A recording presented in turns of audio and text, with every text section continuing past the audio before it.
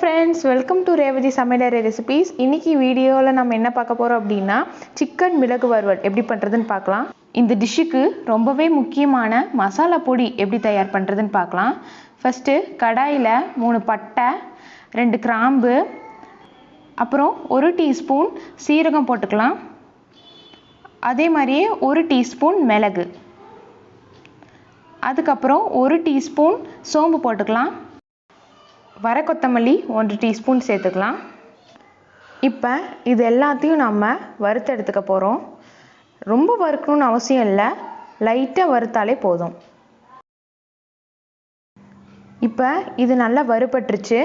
இப்போ இதை நம்ம ஆற வச்சு ஒரு மிக்ஸி ஜாரில் போட்டு அரைச்சி எடுத்துக்கலாம்.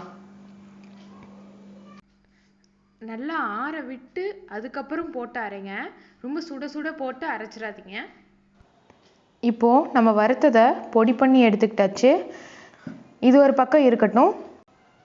அடுத்து நம்ம ஒரு கடாயில் ஒரு 3 டேபிள் ஸ்பூன் அளவுக்கு தாராளமாக எண்ணெய் விட்டுக்கோங்க.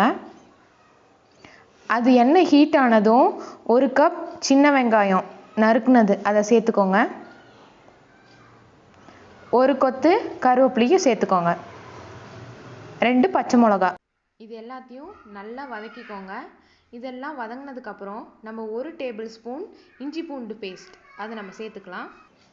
இப்போ இந்த இஞ்சி பூண்டு பேஸ்ட்டோட பச்சை வாசனை போகிற வரைக்கும் வதக்கிக்கலாம். பாருங்கள், நல்லா வதங்கிருச்சு. அடுத்தது நம்ம ஒரு 1/2 கிலோ சிக்கன் கழுவி மஞ்சத்தூள் உப்பு போட்டு பரட்டி வச்சுருக்க 1/2 கிலோ சிக்கனை போட்டு நம்ம நல்லா கலந்து விட்டு மூடி வச்சிடலாம். நல்லா கலந்து விட்டாச்சு. இப்போ நம்ம கலந்ததுக்கப்புறம் மூடி வச்சிடலாம். நீங்கள் தண்ணி எதுவுமே சேர்க்க தேவையில்லை, ஏன்னா ஆல்ரெடி சிக்கன்லேயே தண்ணி நிறையா இருக்கும். அந்த தண்ணியே சிக்கன் வேக வைக்கிறதுக்கு போதுமானது அளவாக இருக்கும். இப்போது 10 நிமிஷம் ஆயிடுச்சு. நம்ம திறந்து பார்க்கலாம். பார்த்தீங்களா, நம்ம தண்ணி எதுவுமே சேர்க்கலை, இது சிக்கனில் இருக்க தண்ணி மட்டும்தான். நல்லா கிளறி விட்டுட்டு ஒரு மீடியம் சைஸ் தக்காளி சின்ன சின்னதாக நறுக்கி வச்சுருக்கோம், அது நம்ம சேர்த்துக்கலாம். இப்போ தக்காளி சேர்த்ததுக்கப்புறம் நம்ம அரைச்சி வச்சுருந்தோம்ல பவுடர், அந்த பவுடரில் பாதி அளவு நம்ம சேர்த்துக்கலாம். எல்லாம் சேர்த்ததுக்கப்புறம் நம்ம நல்லா கிளறி விட்டுக்கலாம்.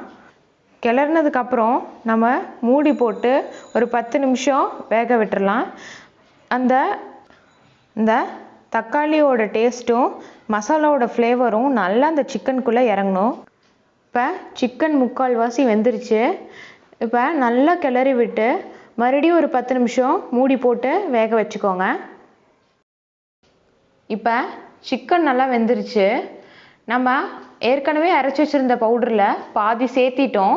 இப்போ மீதி இருக்க பவுடரையும் நம்ம சேர்த்திக்கிறோம்.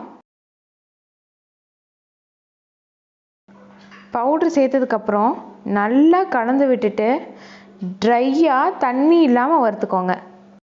கடைசியாக 1 டீஸ்பூன் பெப்பர் பவுட்ரு சேர்த்து லைட்டாக கிளறி விட்டுக்கலாம். நம்மளோட பெப்பர் சிக்கன் செம்ம டேஸ்ட்டாக சூப்பராக ரெடி ஆயிடுச்சு. இது நீங்களும் உங்கள் வீட்டில் செஞ்சு பாருங்கள். மறக்காமல் ரேவதி சமையலறை ரெசிபீஸ்க்கு சப்ஸ்கிரைப் பண்ணுங்கள், லைக் பண்ணுங்கள், ஷேர் பண்ணுங்கள். தேங்க்யூ.